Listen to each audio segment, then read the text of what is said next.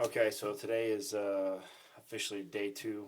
I said that I would be doing this video journal of my workout process for the next 60 to 90 days. Kind of give you guys a behind the scenes of personal training, how we get ourselves in shape. It's perfect timing. I'm now 31 years old. I'm in the worst shape of my life. I'm at 18.75% body fat, 213 pounds. And this is going to be my fitness journey. I'm going to journal it, try to keep it short and sweet for you guys, not to bore everybody to death. But I definitely want to give you guys some insight. The idea behind all of this is to show you some shortcuts that we use as personal trainers, some of the same struggles that I go through getting myself back into shape, and let you guys know that I'm human too. And it's definitely not easy. It's definitely a science. It takes balance. And I'll keep it day to day. So today's technically day two. Day one, I did legs first. I like to start off with that just because it fatigues me the most, especially when I'm getting back started. All I started off with was 100 squats. I started off with my own body weight, worked my way up to 145 pounds on my back, which is typically pretty light for me, although it most certainly didn't feel like that for day one.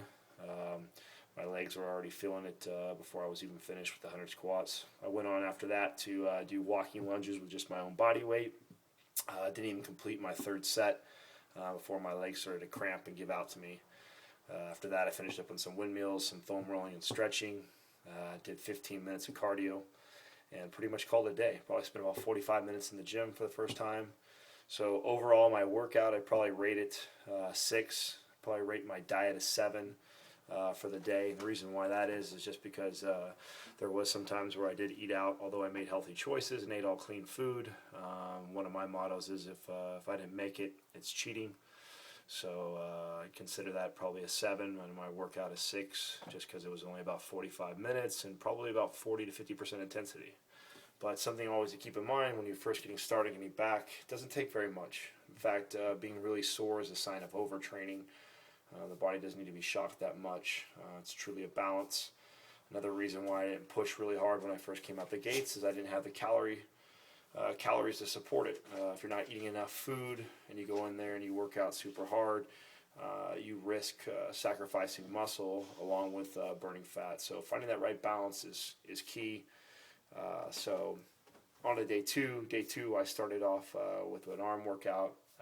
Set my alarm at 6 a.m. The idea was to get up before boot camp, head over and get a workout in. It was raining this morning. It was cold, and I struggled with motivation at the beginning too. Said forget that, hit the snooze button, and I was back out again. But woke up, went to work, finished work. After that, even though I had a complete full day of stuff that I needed to accomplish, I knew that number one priority had to be make sure to go get to the gym. So that was the first place I headed off to. Got my workout in, did an arm day. Good workout, probably a 7. Was there for about an hour. Got 20 minutes of cardio in today. When I say cardio, it's low intensity. Probably maintaining my heart rate between 130, 145. Just enough to burn some additional calories, hopefully tap into some of those fat stores. But doesn't need to be that intense yet because we're just getting started. The body will already start to show change in results just from the bit of new movement and better clean eating already. So I know that there's no need to push or go crazy right out the gates. So it's a kind of a trainer trick. You don't have to. Everybody goes gung-ho as soon as they get started. It's not necessary. In fact, like I said, if you go super gung-ho and overtrain, all you're going to do is be really, really sore. It's going to limit you for your later workouts and your mobility for the next day. So you want to feel your workout. You want to know you did it. The same token too, there's no sense to overtraining, especially if you're not getting the calories to support that hard of a workout, which in my case, I'm not there. I'm notorious for skipping meals, not getting enough food. My size, my body type, I need anywhere between 3,500 and 4,000 calories a day just to support my lean body mass.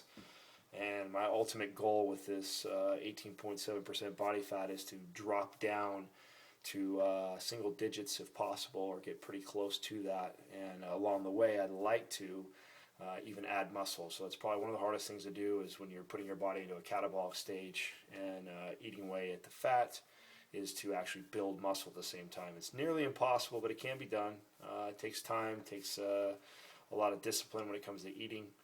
And I'll definitely be sharing with you guys as we go along the way all the different struggles that I deal with. So first one today is just like everybody else, is that motivation to get in there, to get it started.